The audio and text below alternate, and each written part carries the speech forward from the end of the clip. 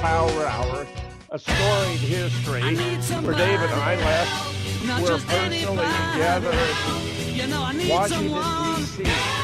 on April 15, 2008 during the Ron Paul Freedom Rally on Tax Day, where Dave was playing the guitar and I was giving a presentation on 9/11 and the neocon agenda, where I claimed that it's a fundamental blunder that no dual citizen should ever be put in a decision-making or policy-shaping position, because you cannot know that their loyalty to the other state does not outweigh their loyalty to the United States. One of Dave's very well-known videos on 9/11, by the way, are in plain sight, which also occurs in a director's cut, and 9/11 Ripple Effect, where Dave interviewed me and used as a framework for his,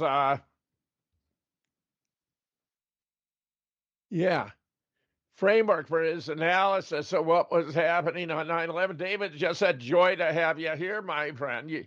Welcome. It's been a long time. How you been? Good. Lots going on, including in relation to my Sandy Hook lawsuit. I'll get to that by and by. I wanted to begin, Dave, with some of the latest news and get your thoughts about it, including, for example, Trump arriving in Saudi Arabia after Air Force One receives a fighter jet escort. You can see one of the planes there in Riyadh. His deputy chief of staff tweeted footage of the unusual escort. He was greeted by bin Salman, who, rolled out the lavender carpet, very lush treatment of President Trump. The streets were lined with U.S. flags, billboards advertising a Disney Abu Dhabi theme park in the United Arab Emirates. Yeah, he slammed during a speech, Dave. This was fascinating. Neocons and nation builders. Many thought it was a matter of unraveling recent U.S. foreign policy, talking about the development of Saudi Arabia. He said it's crucial for the wider world to know this great transformation has not come from Western interventionists or flying people in beautiful planes, giving lectures on how to live and govern your own affairs. In the end, the nation builders wrecked far more nations than they built, and the interventionists were intervening in complex societies that did not even understand themselves. He compared the Iraqi and Saudi capitals that Baghdad had proven to be a disaster. As you spent trillions fighting the war in Iraq and attempting to rebuild the country, widely regarded as a failure, leading to the rise of the Islamic State in Iraq and Syria. He discussed his engagement with Iran. He's threatening them if they don't do a nuke deal, where, oddly enough, they had agreed with him way back in 2015, but under pressure from Bibi Netanyahu, he pulled out in 2018. Now he wants to reestablish. Dave, your thoughts about these developments with Trump in Saudi Arabia? Well, as you pointed out, they had a lavender carpet. It wasn't a red carpet. It was a lavender or purple carpet. Of course, they do the red carpet for dignitaries and celebrities, et cetera, but the lavender or purple carpet is for royalty. Now, what this signifies, I don't know, but I find it also interesting that, when they brought Trump in to see the guard, they had a marching band go by, and this is what they were playing. Listen to this. Can't hear it, Dave. I'm sorry, you can't hear it? No. Is there a way to put it on your speakers? All right. Okay. I thought that it might be. I'd love to hear hearing the microphone. I thought I was going through the mixer, but because I had a couple clips I wanted to play for. Yeah, I want them, Dave. Go right ahead. Take your time. Well, let's see. If I take this here and put this headphone here. Okay. Here we go. Let's see here. This is what they played. Still cannot hear. It's not coming through, Dave. Anyway, they played YMCA on the march. Oh, did they really? There's that wonderful Ricky Rebel version of MAGA to YMCA that I thought should have been the Trump theme song. And I don't know why he stayed with YMCA when he should have had MAGA. I mean, it's just absolutely sensational. Yeah. I like that. I did too. Really terrific. Unbelievable. But no, I think right now everybody's sort of on the edge of their seats. Is Trump going to meet with Putin and Zelensky? Now, he's scheduled to return. I mean, they're saying now he's wrapping up his Middle Eastern tour. But that's the one thing that has not happened yet. Now, they were saying that there's a possibility that today, on Friday, they may be meeting and see if they can put, like I said, Zelensky and Putin together and work out some sort of a peace deal. But if that's going to happen, they're keeping that very much under wraps. Yes. The last I heard was Trump and Putin had both decided not to proceed. Meanwhile, Netanyahu intensifies war in Gaza as the White House seeks a ceasefire. This is all very serious. Evening, Israeli forces attack Gaza, claiming at least 80 more Palestinians, 50 more in a hospital. It's very brutal what's been taking place here, as we all know. While Trump met with Arab leaders in Saudi Arabia, his special envoy, Steve Witkoff, commented progress was being made on all fronts when asked about a Gaza ceasefire. Here's James Bays, reporter, rushing up to Witkoff, asking him about both situations. His tone was pretty telling, very positive on both files. With regard to the war in Gaza, he said, we're making progress. I said, progress on what? On getting aid in or an actual ceasefire? He said, on all fronts.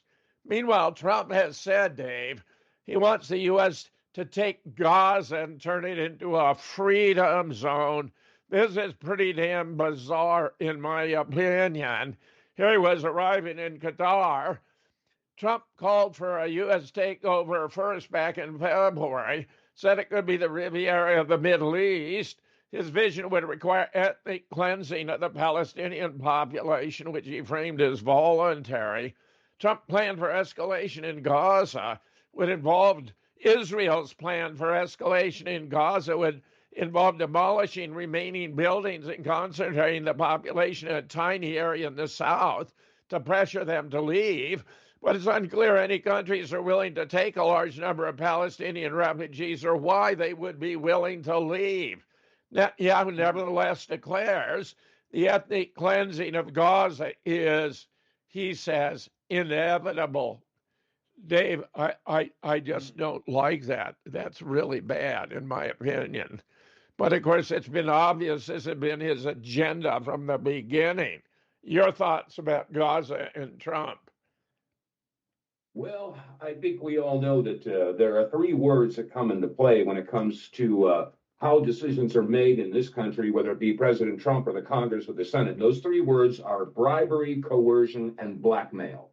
And I do believe that the greatest threat to our security right now, and I know it sounds like an unrelated topic, but the release of the Anthony Weiner laptop, the Hunter Biden laptop, the Epstein files, the Diddy files, they all have names that everybody knows in politics, in government, in industry, in Hollywood, in media, and all of these people, I do believe, have been bribed or coerced or blackmailed to goose step along with the agenda that Israel has had. Now, my own personal feeling is that those in charge in Israel are imposters. I think a lot of people would probably agree with me. And I think that they've been basically manipulating, and Bibi Netanyahu is very open about it, going all the way back to 1980, is that the United States has been in the back pocket of Israel for many, many years, decades, in fact. And I think that these ties are now being exposed, and there's a lot of backtracking going on. I think that you're probably well aware that Trump has snubbed Bibi. And he went ahead and he negotiated with Hamas to bring back an American hostage, and that was outside of the plan for Bibi Netanyahu. And then, of course, now he goes to Saudi Arabia and talks to the Arab nations, and of course that is ruffling Netanyahu's feathers. So I think that we're witnessing a rollback right now in support for Israel, but it has to be done in such a way that a lot of the American politicians and government officials can somehow save face. So we're seeing a slow pullback. How it's going to work out in the long run, I think that remains to be seen. David, I think that's a very important point, namely the idea of saving face for politicians, whether it's really, truly, ultimately worthy, objective or not. It is how the game is played. Meanwhile, Kevin Barrett has written, mainstream media blackout, ICJ hearings on Israeli genocide. American Free Press published, big media censors ICJ hearings on Gaza genocide. The hearings came a moment 2 million people are falling over the edge of starvation. As NBC reported, starvation looms as Israel's total blockade on Gaza enters its third month. Thousands in Gaza, children, have been admitted to hospital for malnutrition, even as they waste away. Doctors' options for treating them have depleted. Gazans are fighting over the last cans of food, malnourished mothers struggling to make milk for their thinning babies. Doctors have been counting down the days before the slow death by starvation begin to happen en masse. Absolutely unreal. Big media has shamelessly avoided publicizing the hearings, though they went on all week. The only New York Times coverage was a genocide downplaying article on the hearings opening on April 28th. A May 5th Google search for ICJ genocide hearings in New York Times yielded only alternative and foreign outlets. Begin with Palestine Chronicle, Responsible Statecraft, Turkey Today, and Al Jazeera. Conspicuously absent was in America's newspaper of record, the New York Times. The blackout is inexcusable. The ICJ hearings are no empty exercise, foundation of international law, illustrate the kind of world order that'll rise as the U.S. empire declines, and with it the viability of the genocidal entity occupying Palestine. Here, for example, is an image, Dave. Israeli bombs Gaza hospitals and camps as UN condemns a starvation tactic. There's a lot going on here. Your thoughts, Dave? I admire the International Criminal Court. I find this lack of coverage inexcusable.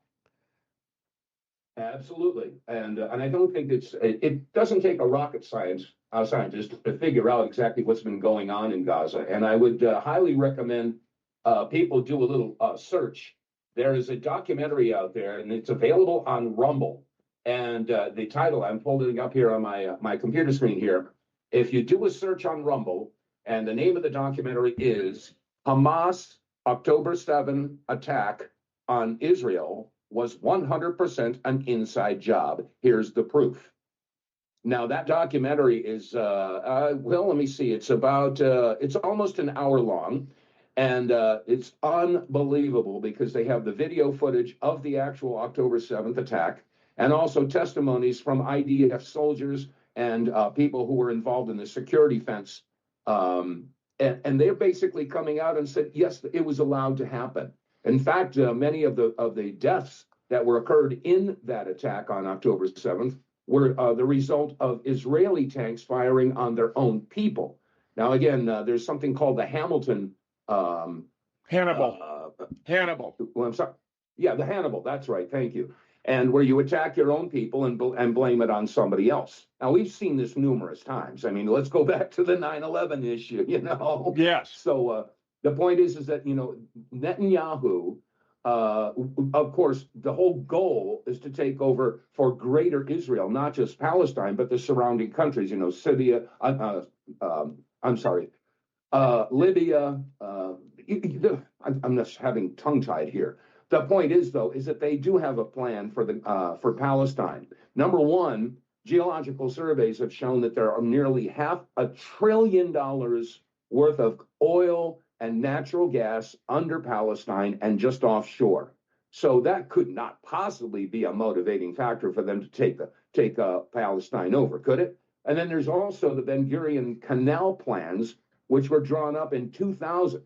And they want to build a canal that's going to go right through the Gaza Strip so that they can compete with the Suez Canal. So, this regime in Israel does have long-term plans, and they've been in place for decades to completely take Palestine and exterminate. And I'm not going to use the word genocide. It's complete annihilation. It's complete extermination. And it's barbaric, it's evil, it's satanic. And that's another can of worms we can get into there. What is the relationship to the belief systems of the Israelis? And of course, I draw attention to the Johns Hopkins University ancestry test that they did. And they found that 97.5% of Israelis are not indigenous. They are from Eastern Europe or from North America. They did the same ancestry test on the Palestinians and found that 80% of the Palestinians are indeed indigenous.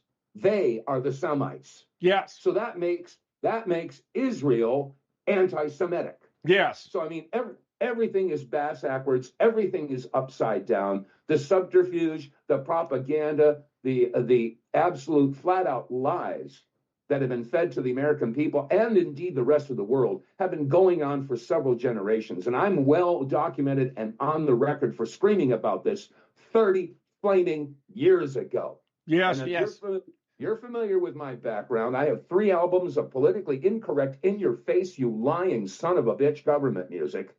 And I've been screaming about this whole thing. I mean, as a matter of fact, the theme song that I used to open my show is a song I wrote back in 96. It's called You Won't Be Trusted Anymore, and it's all about the fake news. So I was screaming about the fake news because I was involved in I worked at 2 different network affiliate stations back in the 80s and 90s, and I saw what ends up on the cutting room floor. I saw how things were being edited and manipulated to portray a story one way when we know it was the other way. And I go back to the first Gulf War. I worked at WTNH, Channel 8. That was in New Haven, Connecticut. That's an ABC affiliate. And I was in the newsroom when they were beaming back all of the raw footage from the Middle East. And I saw with my own eyes our military dozers dozing bodies into a common grave with a backdrop of apartment buildings and playgrounds. And that night, Peter Jennings reported that there were no civilian casualties because America's using smart bombs. So I knew right then and there that the media was flat out lying. And that goes all the way back to 91. And then, of course, there was the Oklahoma City bombing. And I was doing a talk show on a small radio station in Connecticut, WATR. And while the rest of the country was all wrapped up in OJ updates, every 15 minutes, OJ updates.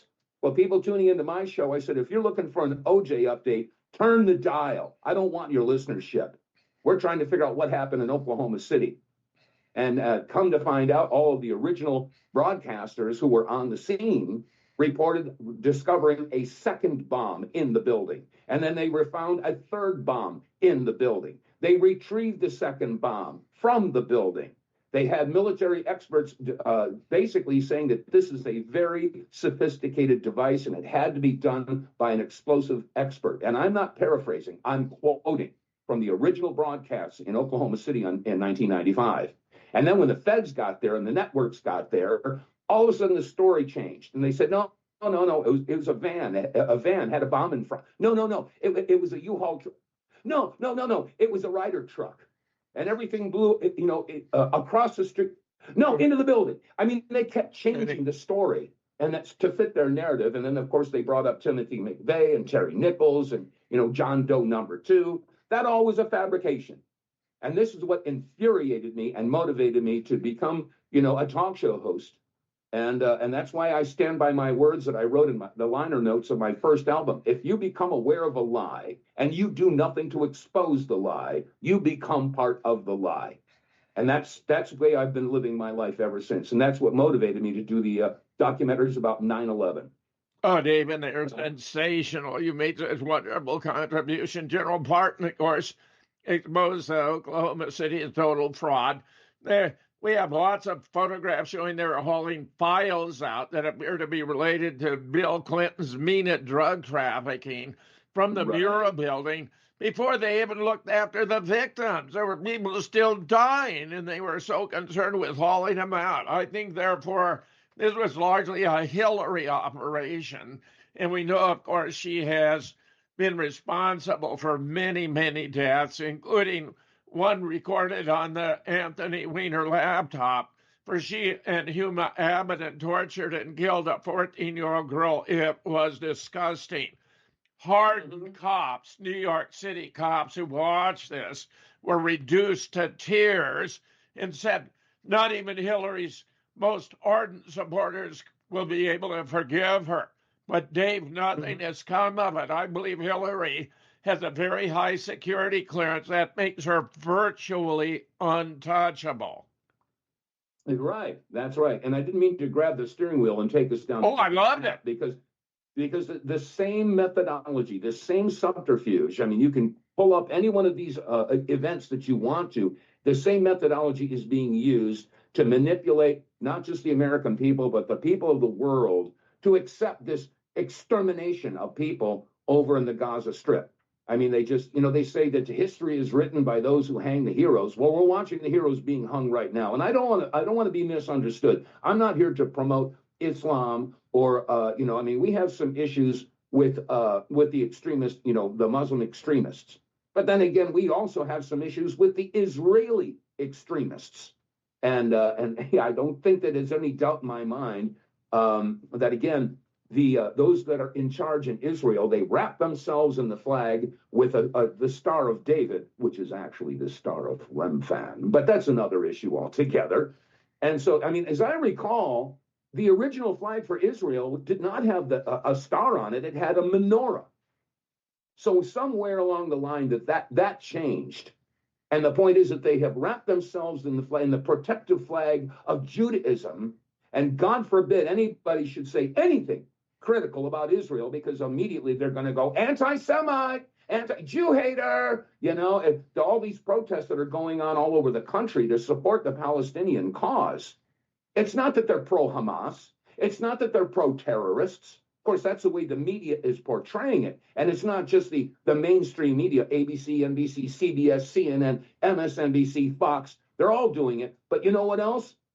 All of the alternative news networks that have sprung up in the past decade. You got Newsmax. You got One American News. You got News Nation. You got the Right Side News Network.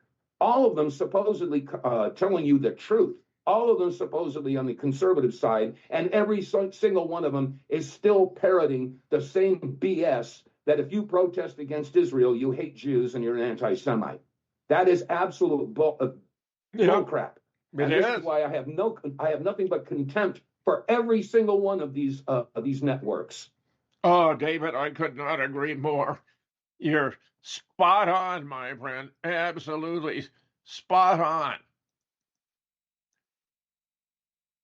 Oh, what happened? Did I lose you? No, we're here, Dave. We're here. Oh, okay. I just saw the screen go blank. Yeah. No, that's just making the transition. Here we got David J. Riley tweeting. Just spoke with a general who's the Mar-a-Lago crowd.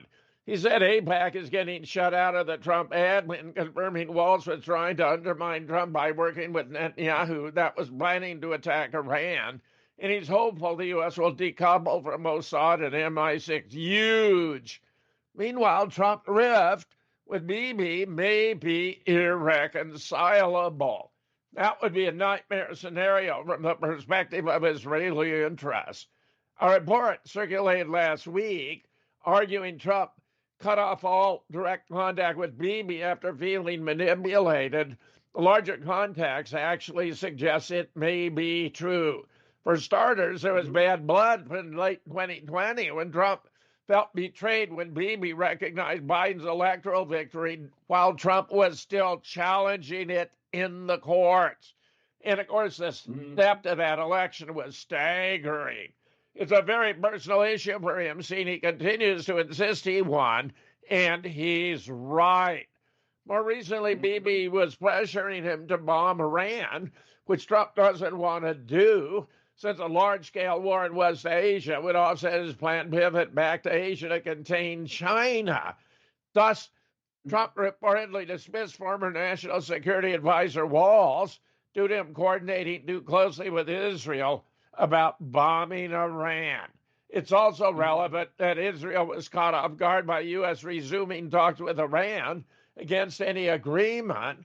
Then there's the U.S. recent deal with the Houthis excluding Israel. Reports the U.S. will delink Saudi recognition of Israel from their civil nuclear talks, and even speculation Trump might recognize Palestine during his attendance at next week's Gulf U.S. summit in Riyadh. It's thus evident U.S.-Israel ties are newly beset with a host of problems, lending credence to earlier reports about Trump cutting off direct contact. They may even be irreconcilable depending on his next steps. It was already bad enough that the U.S. reached its own deal with the Houthis after they announced or planned to impose an air blockade on Israel, but delinking Saudi recognition of Israel from their civil nuclear talks, let alone recognizing Palestine, could cross the Rubicon. Dave, your thoughts about these developments? Very serious. Are you there, my friend? Yes, they are very serious. And like I was just saying a couple of minutes ago, the powers that be, Trump, the U.S. government, is going to have a real tough time walking back this entire situation. Yeah. In so many years, they have supported Israel and supported this effort that Israel will take over Palestine and indeed expand all throughout the Middle East. Listen to Revolution Radio, freedomslips.com. Pulling back on this right back. is a very tricky, a very issue. Dave, your video went out. Can you restore it? Let's see here. Okay, start my video. There we go. Thank you. Good. Management would like to take a moment to thank the listeners and hosts for all their support that has made Revolution Radio one of the biggest platforms for free speech in an ever-growing dark world of censorship.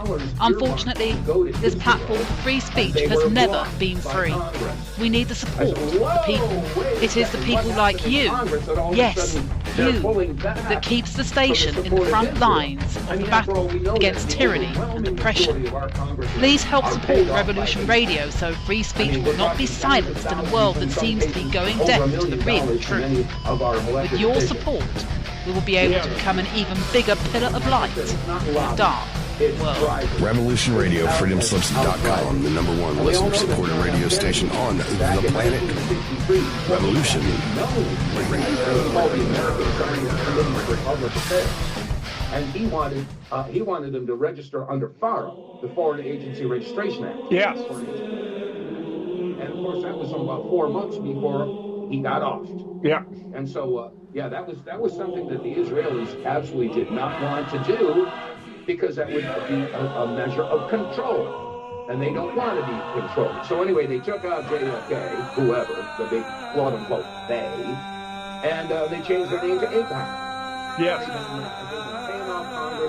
Ever since. Yes. Well, the JFK thing is a tad more complicated, but it's absolutely true that Israel had a shooter there, as did the Joint Chiefs, as did the CIA, every Wednesday, Mafia. Eastern Time on Studio B. Continue, Dave. Momentary Zen. Yeah. Well, in a somewhat unrelated subject, and I heard you speaking about it earlier. We have to if we're really going to put America first, then we have to put America first. Yes. The opinions expressed on this radio station, its programs, and its website by the hosts, guests, and call-in listeners or chatters are solely the opinions of the original source who expressed them. They do not necessarily represent the opinions of Revolution Radio and freedomslips.com, its staff, or affiliates. You're listening to Revolution Radio, freedomslips.com, 100% listener-supported radio, and now we return you to your host. Country. And I agree. Absolutely. You cannot serve two masters. However, here comes the hypocrisy, and the stench of this hypocrisy curls my nose hairs. Yes. How do we condemn Ilhan Omar for expressing her allegiance to Somalia, and yet we condone, allow, and indeed celebrate the fact that Chuck Schumer and Nancy Pelosi and so many other members of Congress have openly expressed their undying allegiance to Israel. Now, You cannot serve two masters. You cannot have dual citizenship, as far as I'm concerned, and serve in the United States government. But this is what we've been dealing with. We have become the United States of Israel. And Israel is a Zionist country.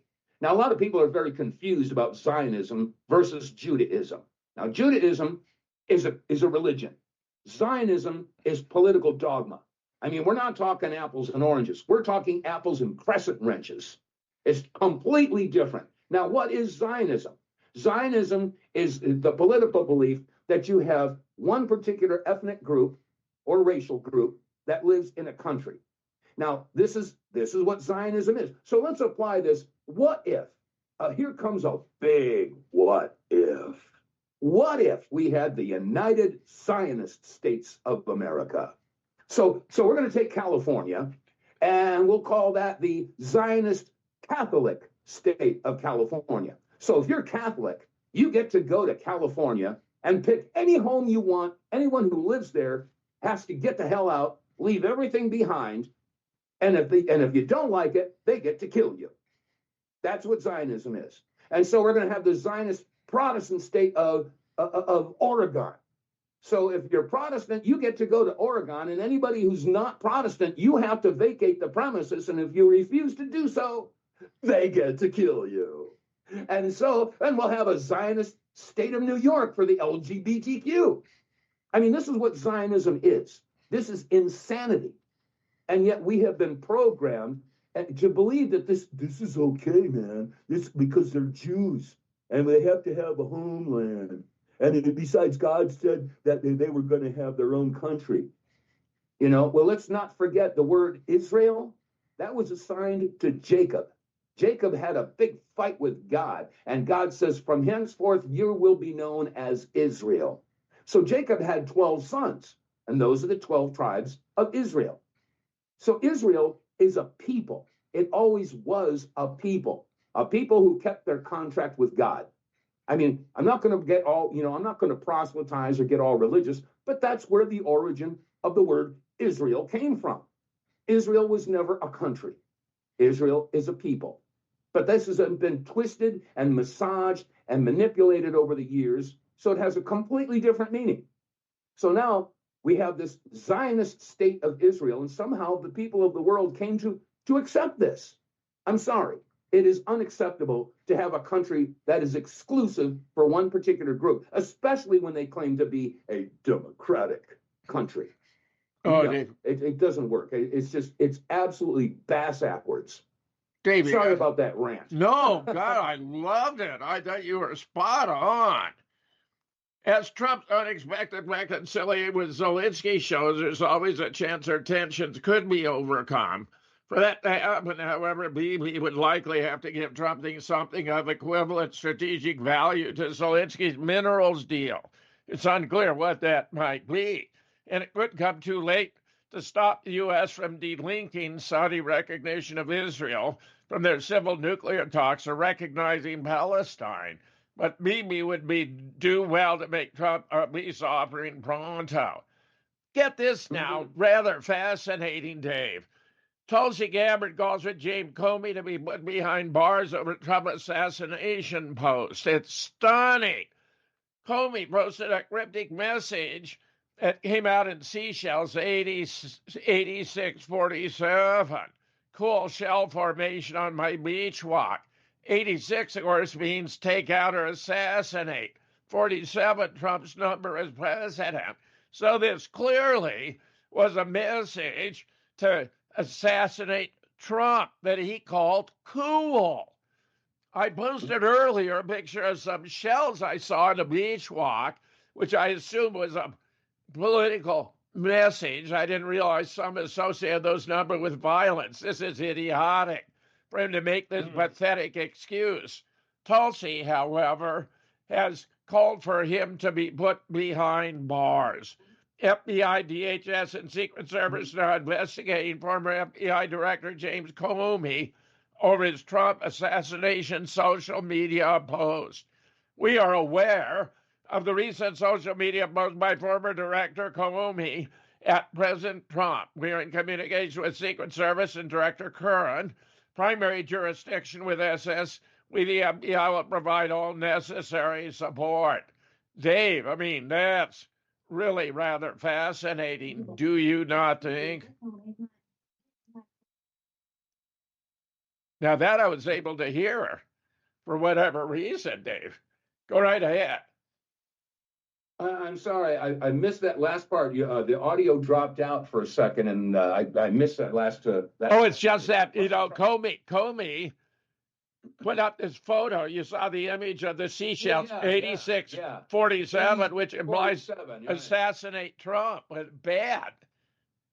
Yeah, I know it. This is it's the old, rules for thee, but not for me. I mean, the Democratic Party, I don't even want to call them Democrats anymore because they're absolutely not democratic. But, it's their way or the highway. And this is not the way democracy works. I mean, if it's deeds and not words, they certainly are not democratic. They're more socialist or even communistic. And they claim to be the party of tolerance, but they're completely intolerant for anybody who doesn't think like them. Okay. And it's absolutely, peace and love. And yet they're the ones who are violent. It's unbelievable what's happened to the liberals out there. And I know several people, I've got very close friends and even family members that look at the conservatives and say, oh, you're a Nazi. You're a Nazi. That's what you are. You don't agree with me, then you're a Nazi. You're an anti-Semite. I mean, this is insanity. Racist, yeah, homophobe, yeah. One after another. They just, misogynist, it's just crazy, just crazy. Anyway, I'm trying in the process right now as I'm speaking. I'm trying to connect here so I can play some audio. Yeah. Well, I'm going to make you host shortly, Dave. I'll make you host, and then you'll have complete control. Meanwhile, that's all right. I tell you. Go ahead, share that next thing. I got to go find a connecting cable here. I know it's here someplace. Sure. I'm going to get something connected here. Go ahead. Well, I just did a show in Connecticut, and the story of great relevance to them is that homeschoolers and able child have hammered Connecticut with FOIA requests, exposing a pattern of state corruption from Sandy Hook to Waterbury. Connecticut's homeschoolers once again making national headlines as leading groups, represented by attorney Deborah Stevenson, have filed a new Freedom of Information Act request with state agencies demanding specific information about the tragic death in Waterbury of a young man held captive for years. The actions in response to a long-standing pattern. Whenever a high-profile tragedy exposes failures by state agencies, blame is assigned anywhere but where it belongs, and homeschoolers take the brunt of the blame game, forced to seek transparency through FOIA requests, only to repeatedly be met with resistance and stonewalling. Get this. In the aftermath of the 2012 Sandy Hook tragedy, Connecticut homeschoolers, alongside the national advocacy group Able Child, filed FOIA requests for shooter Adam Lanza's school and Department of Children and Family Records, despite Connecticut statutes allowing the release of such records in the public interest. Every agency refused to provide even a single document at the time of the incident, and continue to withhold those documents today. And of course, the reason is obvious. Adam Lanza was a fictional character. He was made up in order to fulfill a script for a fake shooting that was actually a FEMA event presented as mass murder to promote the Obama admin's gun control agenda. I have documented this again and again and again, Dave, including putting together a book, Nobody Died at Sandy Hook, where I brought together 13 experts, including 6 PhDs, where we established that school had been closed by 2008, that there were no students or teachers there, and there had been a FEMA drill, for which we even had the FEMA manual, which I included as Appendix A. Indeed, Amazon banned the book less than a month after it went on sale, Dave, even though it had sold nearly 500 copies, so I released it for free as a PDF. So, because the PDF was being downloaded millions of times, they brought a lawsuit against me by a fictional plaintiff by the name of Lenny Posner, claiming that I'd committed defamation by declaring that a death certificate he'd shared with a research colleague, Kelly Watt, was a fake, when since nobody died, the only bona fide death certificate would be for, say, someone who stepped on an electric wire and happened to be grounded, in other words, an accident, since drills aren't going to bring about deaths. So the lawsuit was a fabrication, but the judge was in on it, the attorneys, they railroaded me, and they took the book in order to get it out of public availability. I have now, by the way, created a redacted edition, which is available online. If you go to jameshfetzer.org, go to fake news, the truth versus Alex Jones, you can download the redacted edition where the 3 sentences over which I was sued have been removed, and also a Sandy Hook Truth Memorandum I prepared with Robert David Steele for then President Donald Trump during his first admin, from which a single sentence has been removed, and you will understand what Sandy Hook was all about. Now, yes, despite Connecticut statutes that release these records, as I've explained, they refused to do it. Able Child responded by suing the state, highlighting systemic secrecy and a lack of accountability. They have a lot to hide. A mother's phone was disconnected. They claimed to have psychotropic.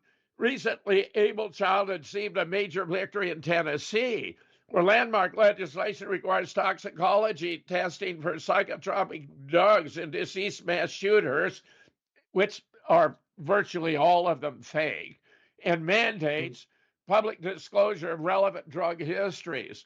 The mother's phone was disconnected. His sister came to school with ruses, reported abuse despite red flags. This is back to Waterbury. DCF knocked on the mother's door 5 times without response. When a petition for neglect, the court closed the case after a 45-second hearing when the mother failed to appear. A few weeks later, Matthew died of starvation, despite the fact that Matthew Tirado was never homeschooled. State official blamed homeschooling, calling for further regulation. This is really, really unbelievable, Dave, what's been going on here.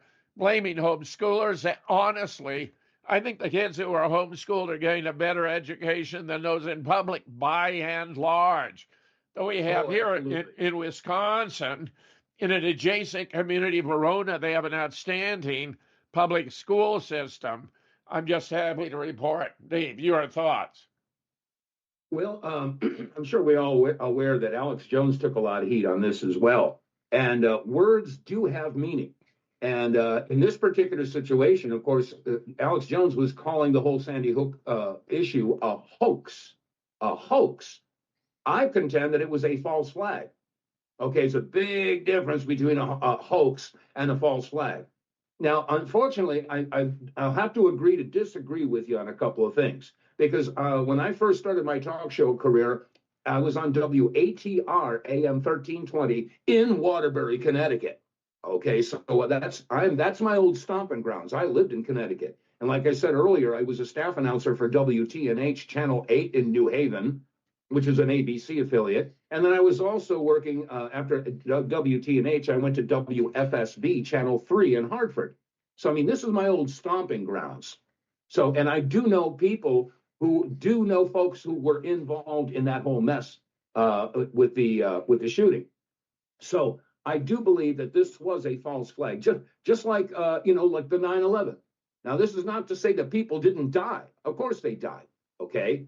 So, I mean, for some folks to say that there was nobody killed at Sandy Hook, I have to question that, because I know personally people who live in that area whose neighbors and friends lost loved ones in that issue.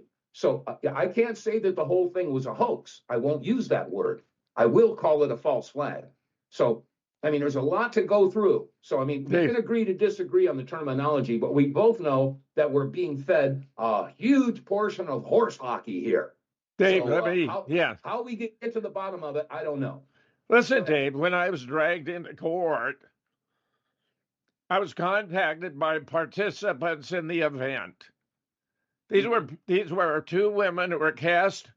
One is Emily Parker, another is Victoria Soto, by their parents. So they didn't sign non-disclosure agreements. Everyone I've been told in the Sandy community likes a book because it's honest. Dave, I hate to tell you, nobody died at Sandy Hook. They had auditions for the roles. They signed the non-disclosure agreements. They still get benefits. They don't pay taxes. They get free college tuition. Dave, Sandy Hook Promise is still pulling in $1 million a month. It was a huge scam. And I understand why you have believed it was a false flag, meaning real deaths, but it caused by other sources than those attributed. And I'm willing to call it a false flag in a broad sense, but nobody died. Believe me, I've been able to prove it. In my case, is a perfect illustration. So listen, that's the next story I've got for you about the latest developments, because I've been in court now since 2018 dealing with this. Tony Everett's named Assistant Attorney General as Dane County Judge. Get this. Assistant Attorney General Stephanie Hilton had been tapped to fill a seat in the Dane County Circuit Court. Democrat Governor Tony Evers announced this week. Hilton will fill a vacancy created by Judge Frank Remington's May 3rd retirement and serve a term that concludes July 31st, 2026. Now, Frank Remington was a judge who presided over my case, Dave.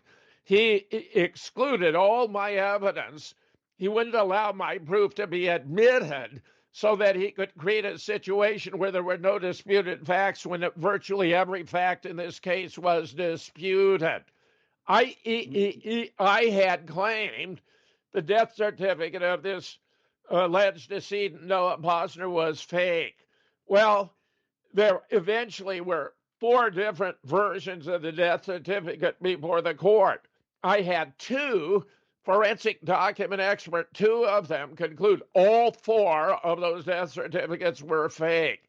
The judge just set them aside on the ground that it wasn't helpful, which entails weighing evidence, which judges are not permitted to do. This case had to go to a jury trial, but he had to create the appearance of no disputed facts in order to be able to render a verdict without a jury. It then went to a trial for damages, $450,000.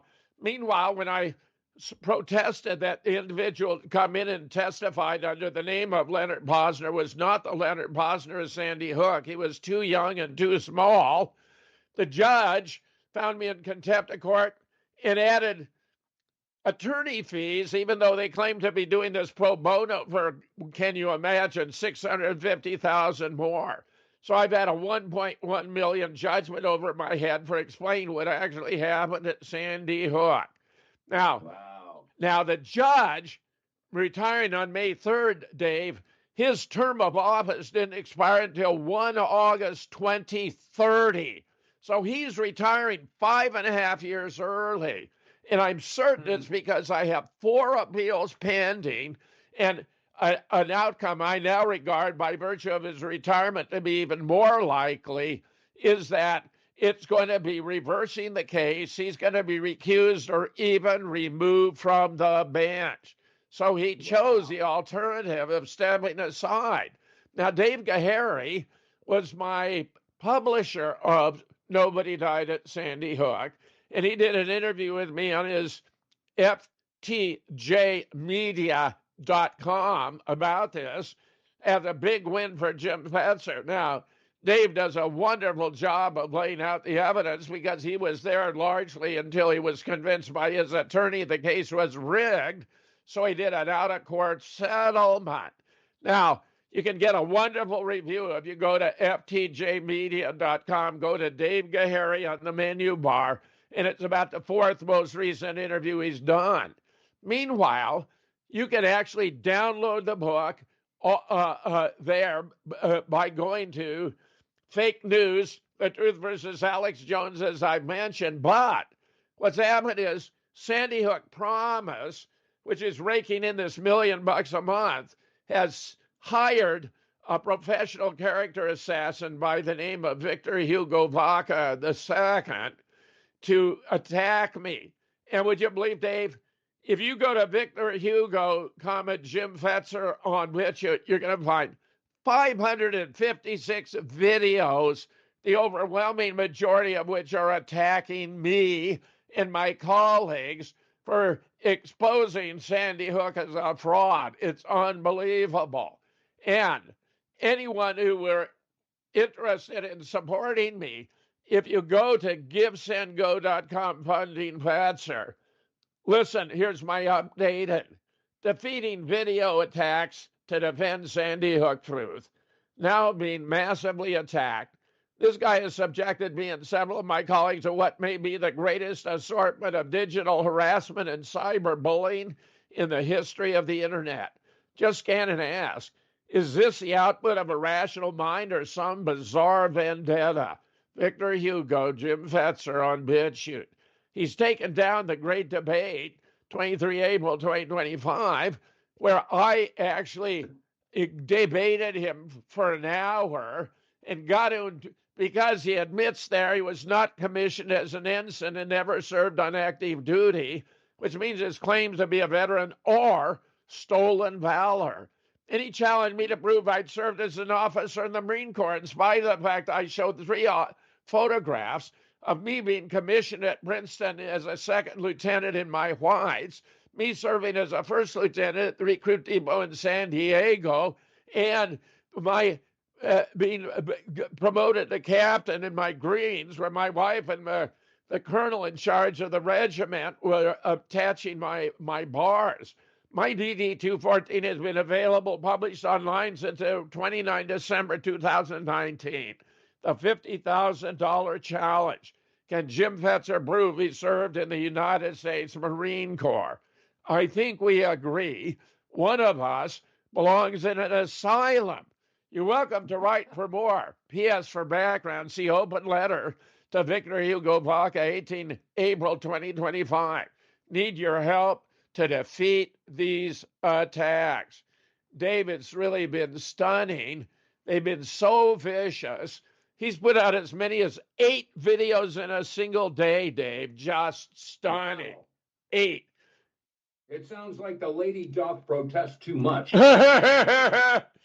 I have to admit, I'll be the first one. If I'm wrong about something, I look for the opportunity to be wrong. And this is one of the reasons why I at that particular time, I mean, what year was that, Sandy Hook? When did that happen? 2012. 12. Okay. I was out of country during that time. And I was talking to you, what was it, yesterday?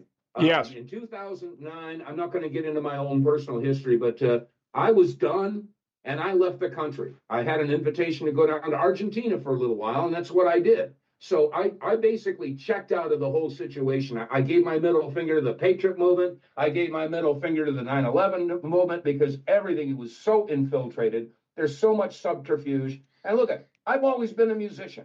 I sing, I play guitar, I do commercials and narrations, and I happened to tumble down the rabbit hole back in 1995.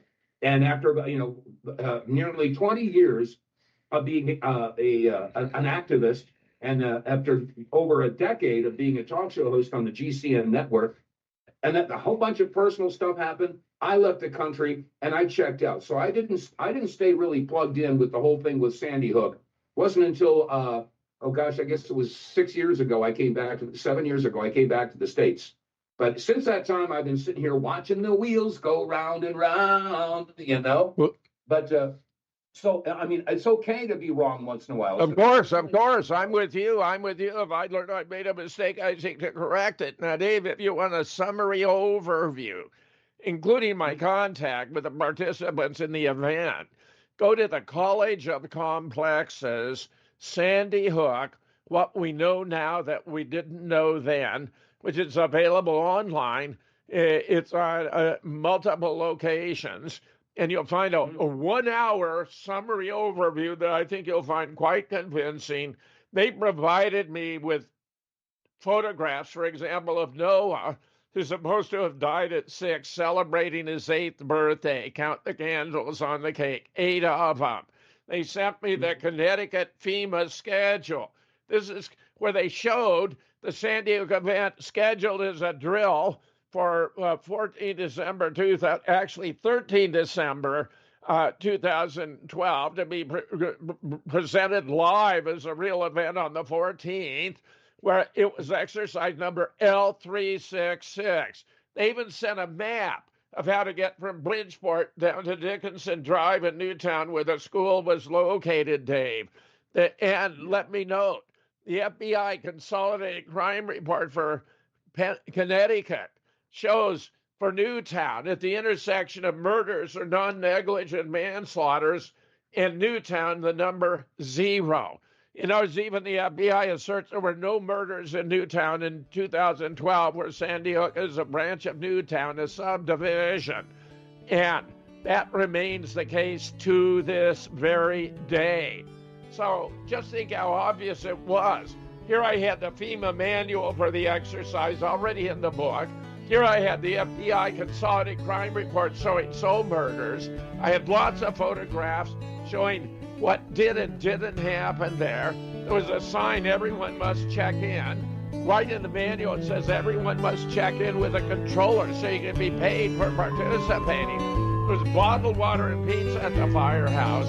They had all kind of people wearing name tags, color-coded name tags on lanyards, which is standard. You're listening to Revolution Radio at freedomslips.com. I asked one right back. I said, have you ever heard of a porta potty in a crime scene? And he laughed. He said that was absurd. But it's standard for FEMA exercises. And was it a conspiracy? Did you know that the police in Boston were broadcasting, "This is a drill, this is a drill," on bullhorns during the marathon? That the Boston Globe was tweeting that a demonstration bomb would be set off during the marathon for the benefit of bomb squad activities, and that one would be set off in 1 minute in front of the library, which happened as the Globe had announced. Peering through the smoke, you could see bodies with missing arms and legs, but there was no blood. The blood only showed up later and came out of a tube. They used amputee actors and a studio-quality smoke machine. Don't let yourself be played. Check out And Nobody Died in Boston Either. Available at moonrockbooks.com. That's moonrockbooks.com. It could not have been legally operating as a public school at the time, and get this. If you think for 1 second that the Capitol will ever treat us fairly, you are lying to yourselves. Because we know who they are and what they do. This is what they do, and we must fight back.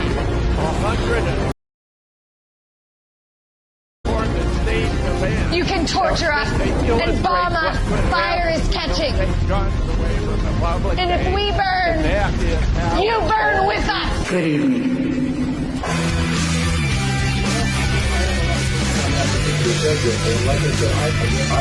Are you awake yet? I hope. We've tried and we've tried for years and years to use passive resistance and loud voices to make a change. The time is over. Your governments around the world have no other goal than to decimate your entire existence at the hands of the bankers and the elites. The war is coming, and it's your choice to decide if you want to be a warrior or a victim. Denial is not a choice anymore. Revolution Radio, freedomslips.com, the #1 listener-supported radio station on the planet. Not giving up. Revolution Radio. It's my way or the highway.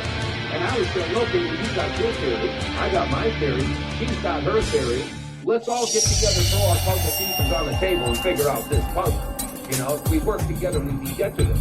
But there was too much finger pointing and saying, oh, you're wrong, you're an infiltrator, you're a misinformation. It is no secret that the so-called mainstream media is best described as controlled propaganda. Countless news stories are either totally ignored or spun with half-truths, and because of this, essential facts and vital information are often compromised. Join Dr. Ott every Friday night on Studio B at 10 p.m. Eastern and learn why The Story Behind the Story was nominated for a Peabody Award in its second year of producing unparalleled broadcasting excellence in 1997. That is, if you really care about learning the truth. That I had to deal with on a personal level. I was the one and only person that was talking about the opinions expressed on this radio station, its programs, and its website by the hosts, guests, and call-in listeners or chatters are solely the opinions of the original source who expressed them. They do not necessarily represent the opinions of Revolution Radio and freedomslips.com, its staff, or affiliates. You're listening to Revolution Radio, freedomslips.com, 100% listener-supported radio, and now we return you to your host.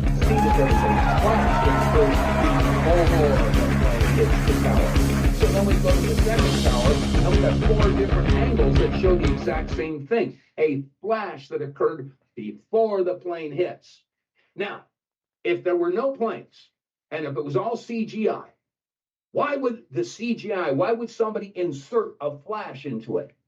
It doesn't make sense. Okay? Yeah. So this is why I'm saying, I want to find out what the heck happened with that.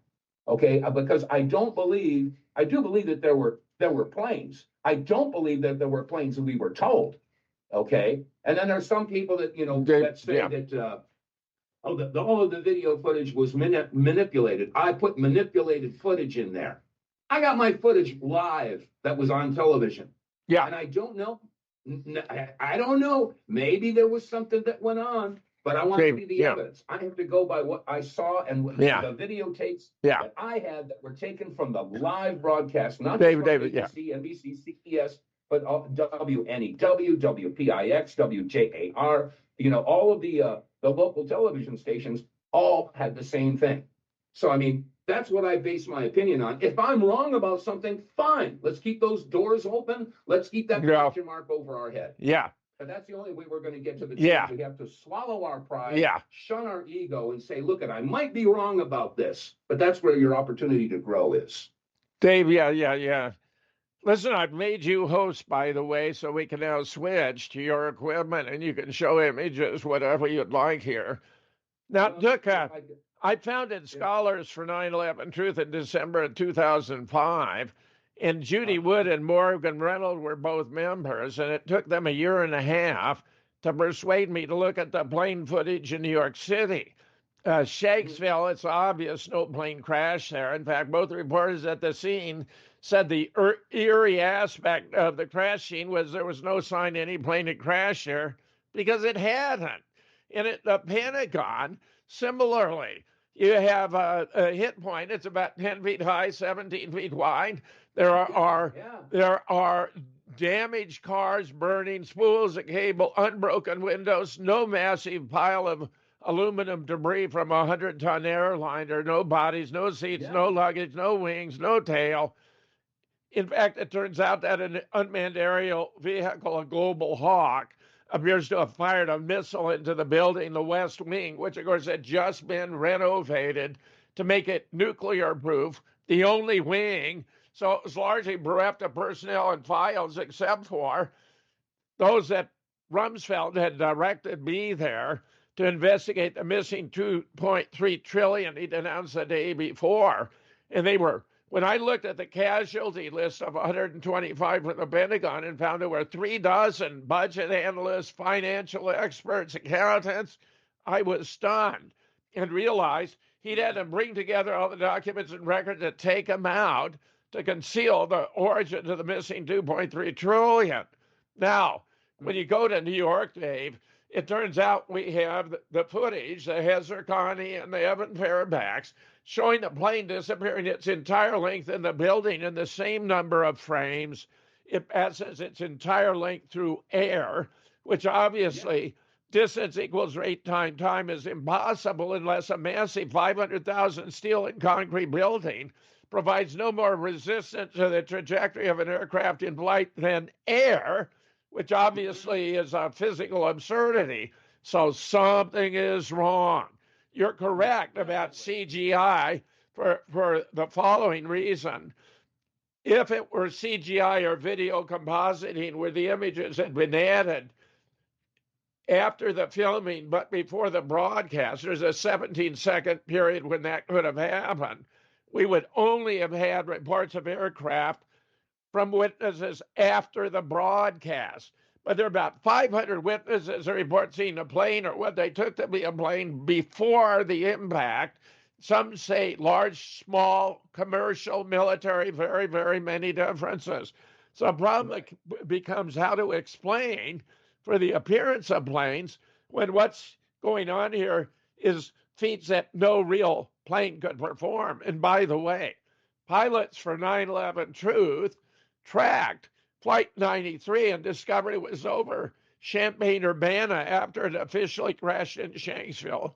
That Flight 175 even was over Harrisburg and Pittsburgh, Pennsylvania after it officially hit the South Tower. And that Flights 11 and 77, North Tower and Pentagon, weren't even in the air that day. So what we got is a real challenge to sort out what happened. But David, I want to set that aside for the time being. One place I'd like to recommend, take a look at my 9/11 special, 11 September 2001. I'd love to get your reaction to that when you have the chance. I'm turning it over to you, by the way. I'm making you host now, Dave, to go for whatever you'd like to cover. I'm so delighted to have you here today. Well, that's okay. No, I appreciate that. Like I was saying, you know, we all have the right to be wrong. Okay, well, everybody does. I don't claim to have 100% truth. I'm doing my damnedest to find it. Yeah. But the point is that nobody has 100%. You know, there's always puzzle pieces. Like Flight 93 that supposedly crashed in Shanksville. Yeah. There were reports that it was landed at Cleveland Hopkins Airport. Yes. Downloaded. Yes. So, I mean, so there was obviously shenanigans going on. Something happened in New York. Something happened at the Pentagon. Oh, yeah. Something happened in Shanksville. But I guarantee you, it wasn't what they told you. Yes. Now and this is why I was saying back in the 2000s when all this stuff was on the front burner. Now of course it's all old news. That was a quarter century ago. We don't care about that, right? Yeah, right. Let's talk to Ben Shapiro about that one. Anyway, that's another story. But the point here is that at that particular time, all that information, so and so had this to focus on, so and so had that to focus on, and again, that's why I was saying we should put all the puzzle pieces on the table and work together. Yes. People were not willing to do that. So yes. And as long as we allow our ego and our pride to govern how we do our research, and what book we want to sell, or what video we want to sell, or what audio we want to sell. Hey, take the money off the table. There are people out there selling my documentaries. I told you before I joined you on the air. People out there on eBay, they're selling my documentaries. I don't know who they are. I don't care. They're making money off of it. I'm not getting a penny out of it. And I explained to you what happened with that. You know, I didn't get a penny out of the 9/11 in plain sight or out of 9/11 ripple effect. Somebody else took that, but that's another story. But anyway, the point is, it's not about making the money. It's not about being, you know, famous or notable or getting the praise and the accolades and all that. I shun that type of stuff. Yeah. You know, back in those days when I was traveling all over the country and speaking engagements and all that, it was very uncomfortable when I would pull into a Flying J to gas up my car and I'd go in there to pay for my coffee and my banana. And the guy would look at me and says, "Oh, man, you did that video about 9/11. I go, yeah, leave me alone. You know, it's not comfortable. I don't want the praise, you know. I don't, and it's not about the money, you know, because the truth isn't governed by those things. It's hindered by those things. So that's why I shun those things. Yes, anyway, yes. I didn't mean to get off of my soapbox. Dave, I've made you host, my friend, so you can take control and show us, share screen and all that, whatever you would like, my friend. I'm so happy to have you here. Well, let me see. See if you can hear this. Can you hear it? No. But I think if you share screen, Dave, if you share screen, it may make a difference. Maybe so. Let me see how I don't know how to do that. I'm a computer. Oh, just down at the bottom of the Zoom. There's a green button. Share. Okay. Yeah. Let's see if I share. Okay. Let's see. Share desktop. Right. I've never done this before. Wow. Let's see. Desktop 1. What is this application? Here, I thought you'd be an old pro at this. Okay. It says open system settings. Oh gosh. No, I don't know. You need to do that. All right. Let's see. Screen shooter, open Zoom. Okay, I got to turn that on. Okay, now it wants me to put in a password. Oh, geez. Let's see if that works. Okay. May not be able to record the contents of your screen until you quit. Okay. Quit and reopen. No. Just let's just stay later. Okay. Get rid of that. And now let's see if it shares. Yeah, that looks like it's sharing the screen now. Okay, let's see. Typical. Yeah, very good, Dave. Okay. We're going there. So, there we are. Yeah. Okay. Click. Press this. Okay. Yeah. Let's see what's happening now. We're on your desktop. Okay, let's see. I just want to see if I can play an audio. Let me see if I can play an audio. Yeah, I'll bet you can. Let me see. Today's. Okay, let's see. Tell me if you can hear this. Let me hear. Geez, now I can't hear it. Okay, wait a second here. There it is. I can see it playing. I think. Hear that? No, we couldn't hear it. Yeah. Okay, then it's not going to work because I have audio clips. I don't have the video clips happening here.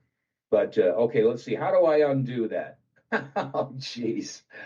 Okay, never mind. Oh, now it wants me to sign in again.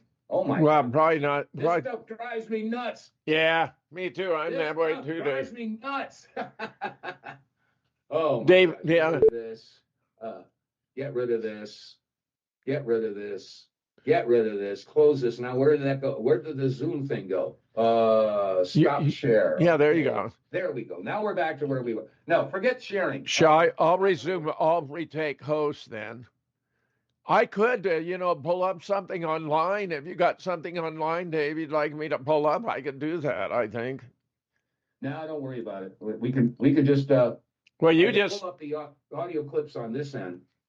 There was let me see. We were talking earlier about Israel. Yes. And let me see if I've got these are let me see. These are looking for the audio clips here.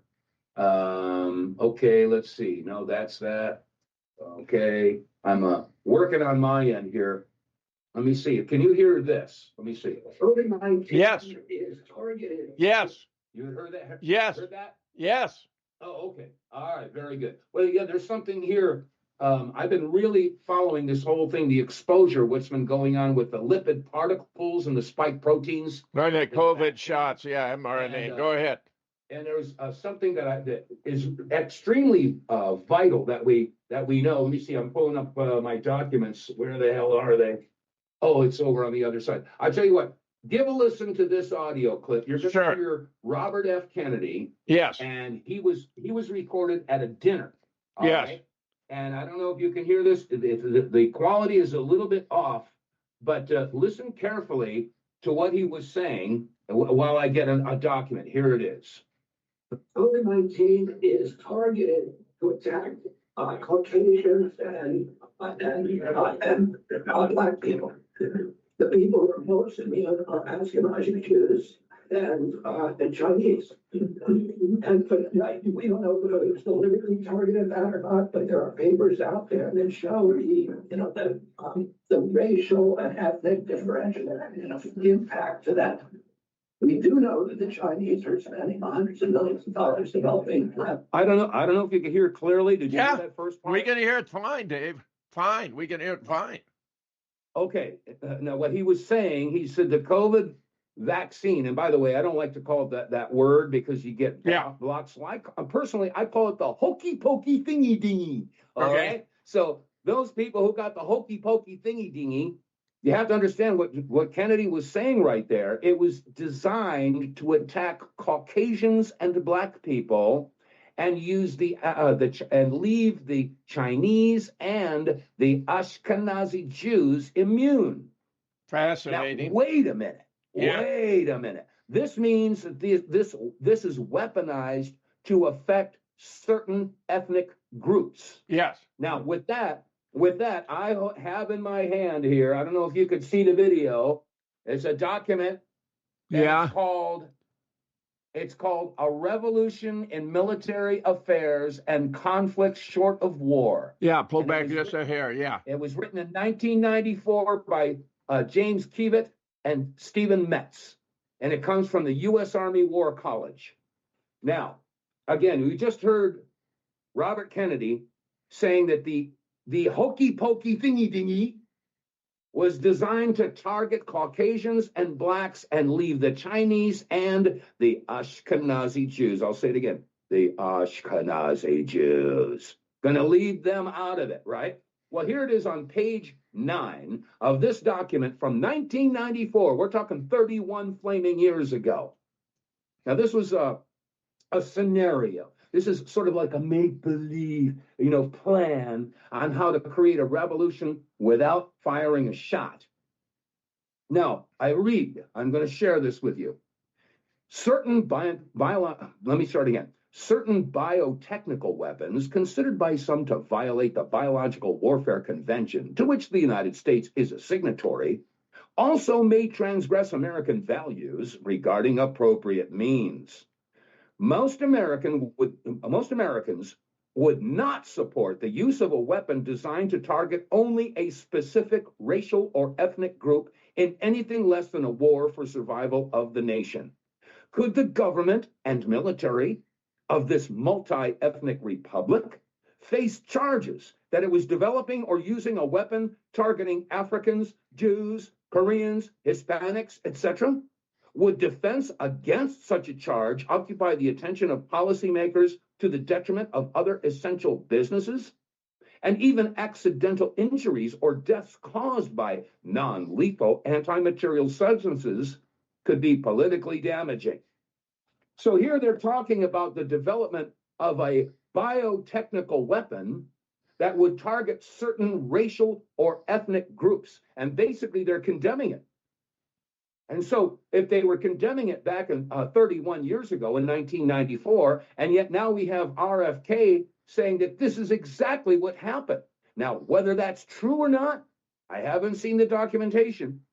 But for RFK to come out and flat out say that the hokey pokey thingy dingy was designed to target Caucasians and Blacks and leave the Chinese and the Ashkenazi Jews immune. Now, why would they do that? Why? Are they planning to wipe out a certain segment of the population? I think they are. And with all the revelations now that are coming out, from all these physicians all over the country and all over the world, coming out and saying that, these spike proteins are really bad things. Okay. As a matter of fact, I played an audio clip from Dr. Arnie Burkhart. Now, Dr. Arnie Burkhart was giving a presentation, and he was talking about these spike proteins. And men who have been injected with the hokey pokey thingy dingy are finding that the spike proteins has replaced the spermatozoa. In other words, if a man has a sex with a woman, she's not getting the sperm, she's getting spike proteins. And that means that the man is infertile. Okay, now also, Dr. Naomi Wolf was referring to a study where those spike proteins are attacking the ovaries in women. Now, this sounds to me like this is a long-term plan to drastically reduce the human population. And we all know about the Georgia Guidestones. We all know that that plan is to reduce the population to 500 million people. As a matter of fact, I can quote, the number one tenet on those Georgia Guidestones said, and I quote, maintain humanity at no more than 500 million in perpetual balance with nature. Oh, yes, let's hear the butterflies and the birds singing, okay? They want to reduce the population. We're approaching 8 billion people right now. What are we going to do with 7.5 billion people? Well, that's the whole point. If they want to reduce the population, they have to do so in such a way that nobody can be blamed. They just, they want to work behind the scenes, and it's just amazing what's going on right in front of everybody's face. So, I mean, this is how I run my show. I come here with the audio receipts, and yes, I discuss them. But I mean, this is horrendous. I mean, this is the number one issue, I think, facing humanity right now, because these monsters, these insane megalomaniacs, they want to wipe out the majority of the human population on this planet. Now, I can't help but think, Jim, when you were a kid, did you read comic books? Comic books? Did you read Superman? Sure, from time to time. I wasn't. Yeah. Yeah, well, when we were kids, we loved our superheroes.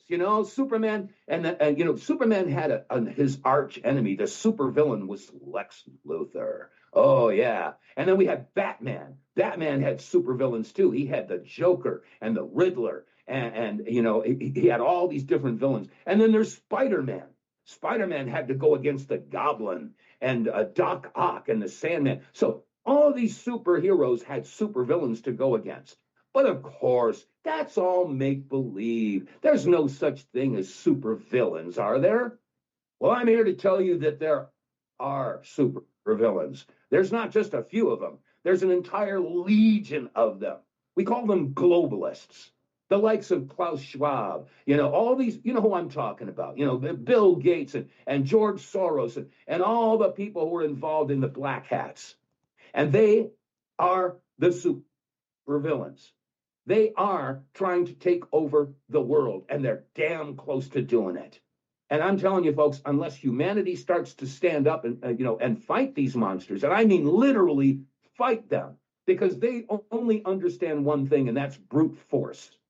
And while America is sitting on its hands, waiting for somebody else to start the music, start the dance, nobody wants to be the first one on the dance floor.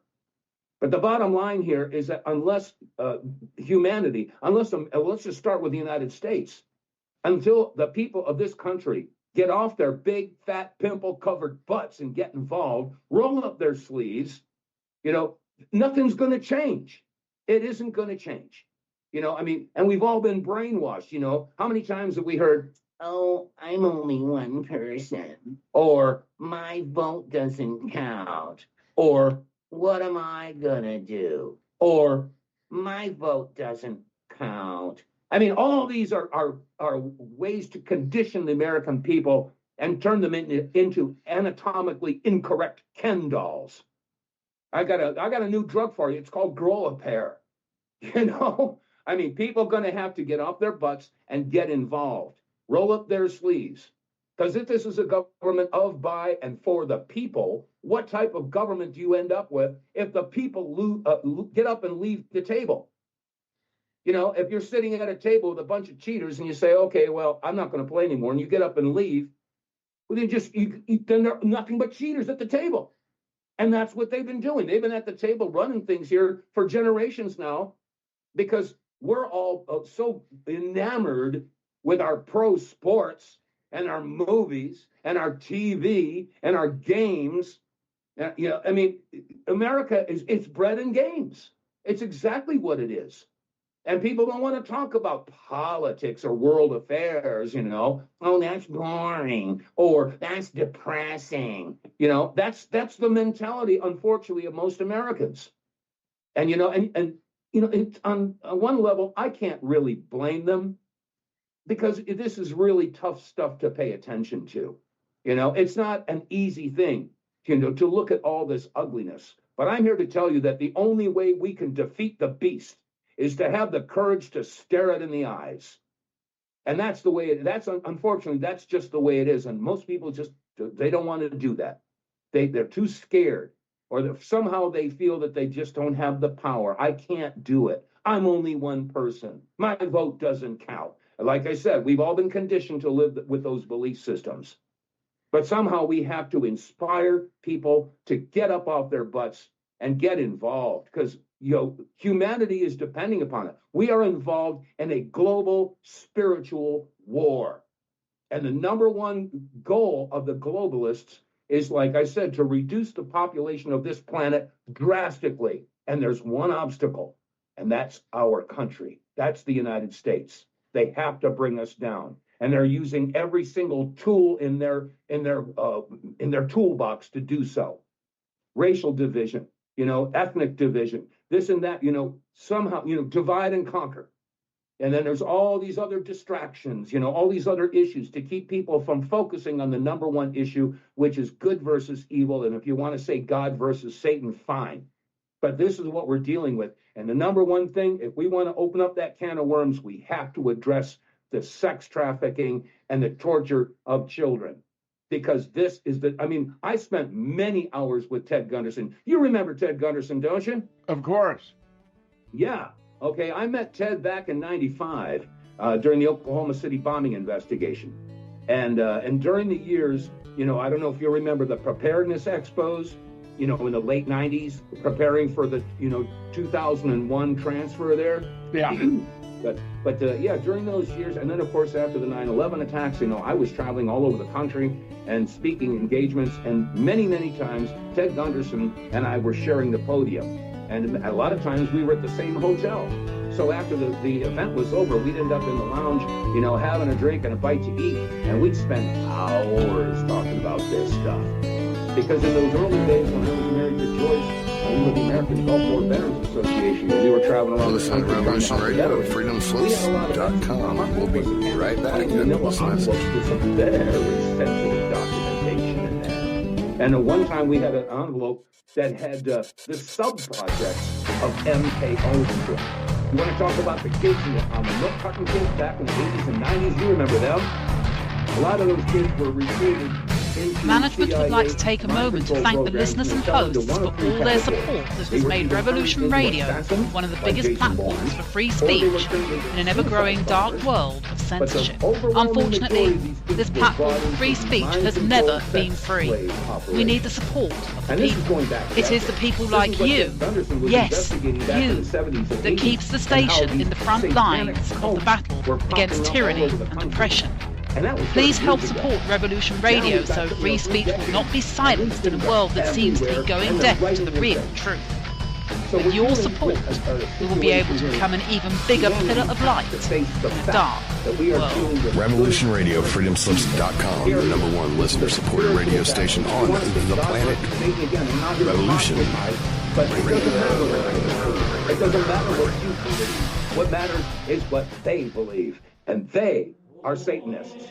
Period. Done deal. Finished business. The evidence is everywhere. And if people don't want to look at it, fine. If you don't believe it, raise your hand and slap yourself with it real hard until you wake up. This is where we're at. And the tools they use are deception, subterfuge, propaganda, and flat-out lies. And unfortunately, until America and the rest of the world start to recognize that and do a little better work, roll their sleeves up and get involved, they will be victims of the subterfuge and the lies. So I don't mean to get off on my soapbox here, but I mean, this is how I see it. I'm going to breathe for it. I need some water. Where's my water? Revolution Radio. Every Wednesday at 8 p.m. I'm going to get my water. Eastern That was Time on Studio B sensational, for my Momentary friend. Zen Absolutely with host sensational. Garcia Love it. At freedomslips.com. The whole COVID thing, yes, it's The a People's depopulation agenda, 100%. And it's shocking that American hospitals... Even the government admits that 9/11 was a conspiracy. But did you know that it was an inside job? That Osama had nothing to do with it. That the Twin Towers were blown apart by a sophisticated arrangement of mini or micro nukes. That Building 7 collapsed 7 hours later because of explosives planted in the building. Barry Jennings was there. He heard them go off and felt himself stepping over dead people. A U.S. Geological Survey conducted studies of dust gathered from 35 locations in Lower Manhattan and found elements that would not have been there had this not been a nuclear event. Ironically, that means the government's own evidence contradicts the government's official position. 9/11 was brought to us compliments of the CIA, the neocons of the Department of Defense, and the Mossad. Don't let yourself be played. Read American Nuked on 9/11. Available at moonrockbooks.com. That's moonrockbooks.com. The opinions expressed on this radio station, its programs, and its website by the hosts, guests, and call-in listeners or chatters are solely the opinions of the original source who expressed them. They do not necessarily represent the opinions of Revolution Radio and freedomslips.com, its staff, or affiliates. You're listening to Revolution Radio, freedomslips.com, 100% listener-supported radio, and now we return you to your host. Play it. Go for it, starting to be coming a little bit out. And people say, I don't want to know. I don't want to know. It is so scary. I don't want to know. And that is the issue then, that for me, what has been changing in the last 3 months, from an absolute nothing coming through to the New York Times making things, we've been mistaken, we've been misled, rather than saying, well, bloody, we were actually the most guilty parts because we have propaganda, we have weaponized all you guys to segregate the society and all of that. Okay, I'm going to pause it for a minute. Well, he's talking about the media is now trying to figure out how to roll back all the propaganda that they were shoving down the gullet of a collective American public and indeed the world. So, they're starting to realize that, we really effed up. So we got to back this thing down and somehow save face. Okay, he carries on. That will never come, but at least it starts with something. And now my guess is that we will get more and more people on the bandwagon. I've been misled, university professors or whatever, other than saying, actually, I'm just too bloody coward to look into my own soul. So that's a big thing. And that's where I think Tess Lawrie's little video that she already did last year, it was not a mistake. No. We need to send that actually to everybody. And that can be found on the World Council for Health. Is that right, Renee? Yeah. Because she did that also very recently on the World Council for Health, I think a week ago or so. That should be to people, because what will come through is, it was a mistake. We were misled. And Fauci, yes, he wasn't so bad. This is what my son said. He was just working with the information that he had at the time. And we will get this real whitewash in order to save this multi-billion corruption of the human soul. It was not a mistake. I think if we make that clear when in any discussion and say, yes, things are coming true, and I'm very happy with that. I'm going to actually send you 2 small videos. One is from Charles Hoffer in Canada. Very brief. You may have seen that recently. It came in yesterday, I think. He's very clear in 1.2 minutes, saying it is all clear that this vaccine, or this jab, just kills our immune system. So the people will suffer from what their body's weakest point is, whether that is cardiovascular, whether that is endocrinological, whether that is neurological, whatever. That's where these illnesses will show. So it will show indeed 1,200 different side effects. They're not side effects. They're not side effects. Part of the weaponization. So that was a very good one. Okay, I'm going to pause it right there. He's getting into it right here. He's basically talking about the spike proteins that I mentioned a little while ago, and the simple fact that this was all done intentional to destroy the immune systems of anybody that took the hokey pokey thingy dingy. And this is being done on purpose to reduce the population. I could play the rest of this clip, but there's so many. I've been focusing on this all week. And for those of you who are interested and would like to listen to some of the archives, because that's what I do on my show, is that I bring the audio receipts. So nobody can say, oh, Dave said that, or Dave said this, or whatever. No, I'm going to play the actual audio receipt so you hear it directly from the horse's mouth. That's why I played the audio clip of Robert Kennedy. Okay, that's him saying it, not me. And here's this Dr. Renee M. saying it, and it's not me. So I show up with the audio receipts, and that's what I do on my show. If you want to join me, it's the WTF reports. Okay. So, and by the way, that's with the facts. What were you thinking? You thinking something else? Shame on you. Wipe my finger at you. Yeah. But anyway, so yeah, it's the WTF reports, and I'm on every day at 12 noon Mountain Time. That's 2 o'clock Eastern, and that's 11 o'clock Pacific. So I just wanted to do a little shameless self-promotion there. But this is what I do with my show. I provide the audio clips, and I also play some of the musical stuff that I used to do, because some of these songs I wrote 20 years ago, I mean, they're manifesting now. It's scary. And you've heard some of my stuff, Jim. You know what I do. Oh, David, where's my water? You want to emphasize the network, that it's Red State Radio. Is that right, Dave? Make that clear. Yeah, it's a Red State Talk Radio. Red State Talk Radio. Yeah. RedStateTalkRadio.com. And they've got a whole bunch of different shows there. Jim Hodges does a show on that network as well, a bunch of other people. But anyway, so I'm on every day, Monday through Friday at 12 noon Mountain Time, and providing with, like I said, with audio clips, some common sense commentary, musical madness sometimes. So, well, Dave, this has just been sensational. We do have, another 15 minutes if you'd like to let you go 10 minutes before your show, or anytime you need to adjourn. I've been so glad to have you here. Would you like to add further thoughts? Well, I'd appreciate that. But I figured, as long as, I'm as I've mentioned before, I've always been a musician. Okay. I mean, for years and years, my young adult life, I was not into politics. I was not into health issues or global affairs. As a matter of fact, back in the mid 80s, if somebody told me that I was going to eventually become an internationally known radio talk show host, I would have said, "You're out of your mind. I don't follow any of this stuff. I don't know shit from Shinola about it." But like I said, what happened in the early 90s, I started to really start, seeing things firsthand that were really screwed up. And when I had the opportunity to become a talk show host, I said, yeah, why not? And like I said, I just tumbled down the rabbit hole. I wasn't prepared for this. I never served in the military. And yet here I am, co-spokesperson as American Gulf War Veterans Association with Joyce Riley.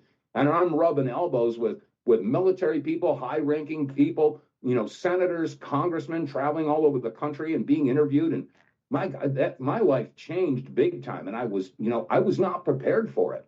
And then, having to get involved, like I said, the Oklahoma City bombing. Then there was the TWA Flight 800. Then there was the 9/11. And then there was the 7/7. And I mean, all of these things, and I'm just, tumbling down the rabbit hole, trying to make sense of it all, and falling back on my talent as a musician. As a matter of fact, if you want to have a little laugh, I hate to point the finger and laugh at America. But I mean, this is one of the reasons why, like I was saying, my vote doesn't count. I'm only one person. Well, that's the way modern Americans are. Ladies and gentlemen, it's time for the Modern American Song. Well, I'm an American and I've got rights as long as my government says so. And I can do anything I want as long as I get a license or a permit. The things that I own debt-free. As long as I pay tax, they won't take them from me. Yeah, I'm in control of my destiny. At least that's what they tell me. It's so true. Go ahead. Bleat. Yeah, I've got the right of redress, but they don't have to answer. And I can ask any questions I want, as long as it doesn't make them look bad. Because here in America, the government answers to me, unless it's a question of national security. Now, I can say anything I want, as long as I agree with them. Yeah, here in America, I've got a free press, as long as I own it. And I can trust the TV reporters as far as I can throw a button. Because I get my news from my TV, and I see the world the way they want me to see it. And we don't have any spin doctors, but I get dizzy just watching them.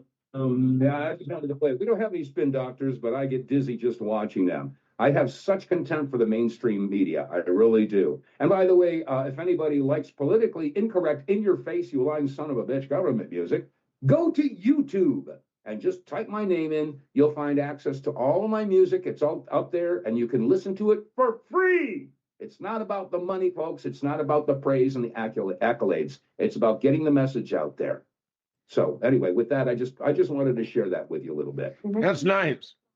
Very nice, Dave. I like it. So I like it all.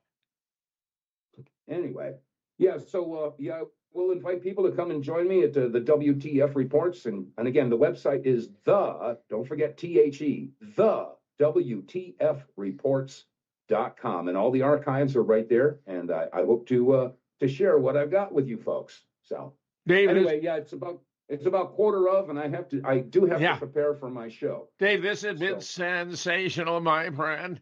We would have been on Revolution Radio today, but it looks to me as though Revolution Radio is not broadcasting. I'll have to find out the source.